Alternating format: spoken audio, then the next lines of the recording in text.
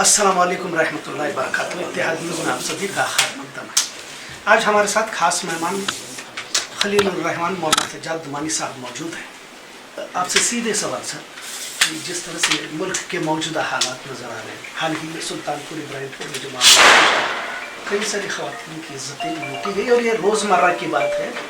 और वहाँ के SHO स्टेज के ऊपर खड़े होकर ये कहते हैं कि इस कौम को मिट्टी में मिला दूंगा, इस तरह के बयान जो ऑन रिकॉर्ड भी कहे जा रहे हैं। तमाम मामला एक मायूसकुन हालात की तरफ बढ़ते जा रहे हैं। सर, आप इसको कैसे, किस पस मंजर में देखेंगे? हिस्ट्री ये बताती है कि जब भी कभी बहुत ज़्यादा जुल्म, नाइंसाफ़ी, नफरत, तशद्दुद बढ़ता है तो जुल्म करने वाली जो कौम होती है ये उसकी ज़वाल की शुरुआत होती है। कभी जुल्म करने वाली कोई कौम बहुत लंबी मुद्दत तक सर्वाइव नहीं करती। कौमों पर हमेशा हालात आते हैं। अब आज हमारी बारी है। डिपेंड करता है इस बात पर कि हमारी कौम इन हालात को कैसे फेस करे। इसमें दो चीज़ें चाहिए, समझदारी चाहिए और हिम्मत और बहादुरी चाहिए। अगर सिर्फ बहादुरी हो और समझदारी ना हो तब भी काम नहीं चलेगा। अगर सिर्फ समझदारी हो, बहादुरी ना हो तब भी काम नहीं चलेगा। हमारे बहुत से इंटेलेक्चुअल्स हैं जिनकी इंटेलेक्ट लेवल बहुत अच्छी है, लेकिन उनके अंदर वो हिम्मत नहीं है। अभी आपने इंटेलेक्चुअल की बात कही तो दीनी रहनुमा या सियासी रहनुमाओं की तरफ उम्मीद से देखा जाता है, लेकिन मौजूदा रिपोर्ट अभी हाल ही में BBC की भी एक रिपोर्ट कही गई थी कि जमीयत उलमा हिंद जैसी बड़ी तंजीम का भी झुकाव RSS की तरफ क्यों है? कहीं तो भी मौलवी लोग डरते हुए नजर आ रहे हैं, तो इस पर क्या है? देखिए, मैं किसी तंजीम का, किसी शख्स का नाम तो नहीं लूँ, लेकिन जिस शख्स के अंदर की जो रियलिटी है वो उसको छुपा नहीं सकता। वो एक्सपोज हो रही है, होती चली जा रही है। हमेशा हर ज़माने में ऐसा होता है कि जब किसी कौम पर मुसीबत आती है, उसके खिलाफ साजिशें होती हैं, जुल्म होता है, तो उस कौम के सब लोग इक्वली वो उसको रिस्पॉन्ड नहीं करते। कोई घबराता है, कोई डरता है, कोई मायूस होता है, कोई कंप्रोमाइज़ करता है, कोई समझौता करता है और कोई फेस करता है। उम्मीद का क्या फीसद है? अगर आप मेरी उम्मीद पूछेंगे तो हो सकता है आपको यकीन करने में दिक्कत हो। मैं तो 99% पर उम्मीद हूँ कि जो मुस्तकबिल है वो इंसाफ वालों का है और मजलूमों का है, जालिमों का नहीं। कितना वक्त लगेगा वो हम नहीं कह सकते। ये जो दरमियान का पीरियड है ये कौम की तरबियत का पीरियड है। कौमों को मुकाबला करने की सलाहियत सीखनी होगी। हमारे सामने सोवियत यूनियन है। हमें पुरानी हिस्ट्री नहीं कहता। सोवियत यूनियन में क्या हुआ?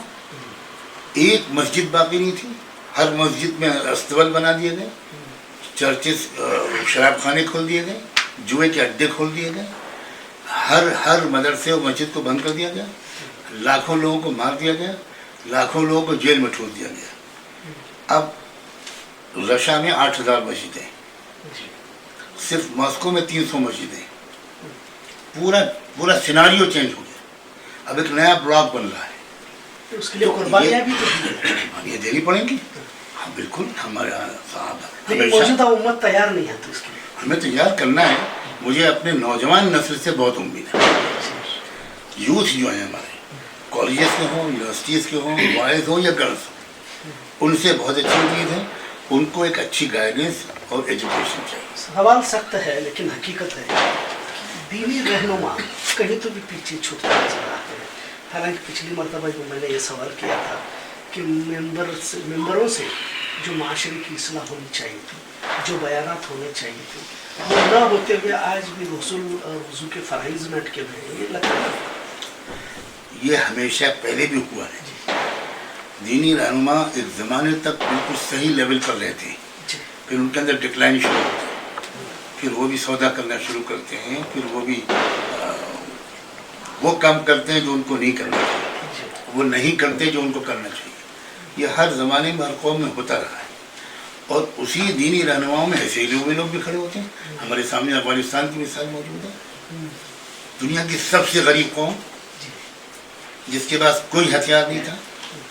40 سال تک اس نے پوری دنیا کے سامراج سے ٹکر لی، لیکن جب اس قوم کے لوگوں نے طے کر لیا کہ ہمیں غلام نہیں بننا، ہمیں غلامی قبول نہیں کرنی، ہمیں سر نہیں جھکانا، آج آپ دیکھ لیجیے کہ وہ کس نتیجے پہ پہنچے.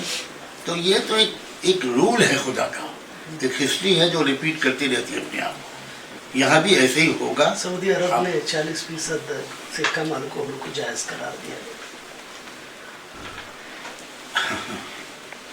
خدا نہ سعودی عرب کا محتاج ہے نہ دبئی کا محتاج. جی اچھی طرح سمجھ لیجیے، آسمان مل گئے کعبے کو سن.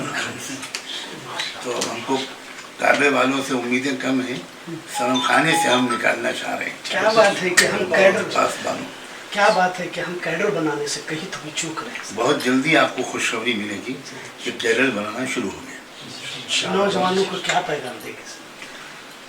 نوجوانوں کا پیغام یہ ہے کہ تم اپنی انرجی کو صحیح پازیٹیو چیز میں استعمال کرو. ایجوکیشن میں آگے بڑھو، ریسرچ میں آگے بڑھو، اپنی آئیڈینٹی کو محفوظ رکھو. تم کو فخر ہونا چاہیے کہ تم اس تہذیب کے نمائندے ہو جس نے پوری دنیا کو ہیومن رائٹس سکھائے تھے. آج کل چیلنجز ہیں، تو چیلنجز ہی تو قوموں کو زندہ کرتے ہیں. اگر چیلنجز نہ ہیں تو کچھ دن تک کچھ نارمل لائف گزارتے گزارتے قومیں مر جاتی ہیں. تو یہ چیلنجز جو آئے ہیں یہ ہم کو اٹھانے جگانے کے لیے ہے. ہم کو اگر ہم خود یہ فائدہ اٹھا لیں گے تو آپ اگلے 20 سال کے اندر حالات میں بہت زبردست تبدیلی دیکھیں.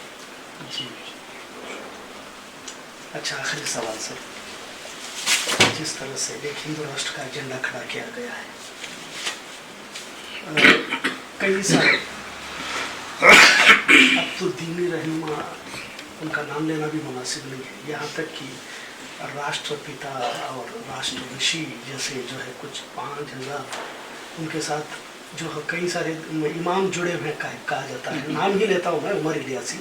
تو یہ اس طرح کے بیان بازی دینے کی کیا آخر زندہ رہنے کے سمجھوتے ہیں؟ میں نے چینل والوں نے مجھ سے پوچھا تھا جی جی اس ملاقات کے بعد، میں نے کہا مجھے بہت دکھ ہے کہ موہن بھاگوت جی نے اپنا قد بہت چھوٹا کر دیا. آر ایس ایس پوری دنیا کی سب سے بڑی NGO ہے، ملک کی نہیں، پوری دنیا میں اس سے بڑی کوئی نان گورنمنٹ آرگنائزیشن نہیں. اس کا سنچالک، اس کو اگر مسلمانوں سے ڈائلاگ کرنا تھا تو اس کو ایسے آدمی کے پاس جانا چاہیے تھا جس کو سن کر ہر آدمی ہنس پڑتا ہے، جس کا نام سن کر. اس کو جانا چاہیے تھا دارالعلوم دیوبند، ندوۃ العلماء، حسین پرسنل کو، ان کو چٹھی لکھے وہ مسلم لیڈرشپ کو. لوگوں کو تو ڈھونڈ کر دکھا. تو پھر اب آپ نے خود جواب دے دیا. مسلم لیڈرشپ کو وہ خط لکھتے، جینوئن لیڈرشپ کو، کہ ہم ایک میننگ فل ڈائلاگ شروع کرنا چاہتے ہیں. تو ہم کو لگتا ہے کہ موہن بھاگوت صاحب کا جو اسٹیٹس ہے، ان کے قد کے شایان شان ہے.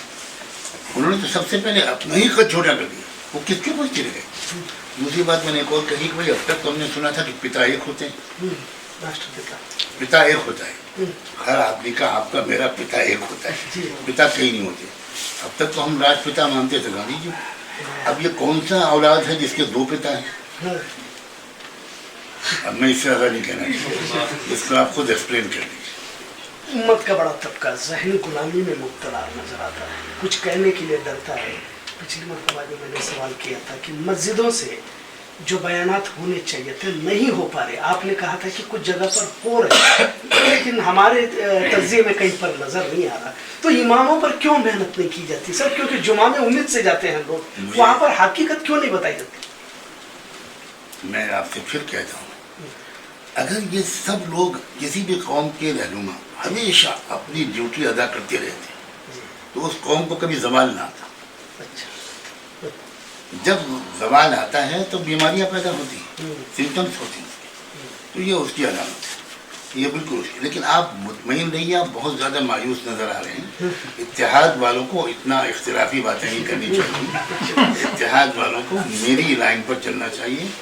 میں سب سے زیادہ چیلنجنگ حالات کا مقابلہ کرتا ہوں، کھل کر وہ بات کرتا ہوں جو عام طور پر لوگ نہیں کرتے، اور میں بالکل پرامید ہوں کہ یہ رات کا اندھیرا جب بڑھتا ہے تو دیکھیے تو دو طرح کے کمنٹس ہوتے ہیں. کچھ لوگ گھبرا جاتے ہیں کہ اب رات اندھیرا ہو گیا، اب کیا ہوگا، ہاتھ کو ہاتھ سجائی نہیں دے رہا.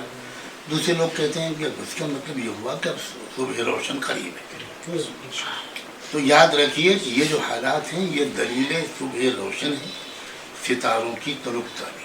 یہ جتنا سخت حالات آتا چلے جا رہے ہیں یہی انڈیکیٹ کر رہے ہیں کہ مستقبل بہت اچھا ہے، لیکن سخت محنت کی ضرورت ہے اور ناقابل برداشت چیزوں کو برداشت کرنے کی ضرورت ہے. بہت بہت شکریہ.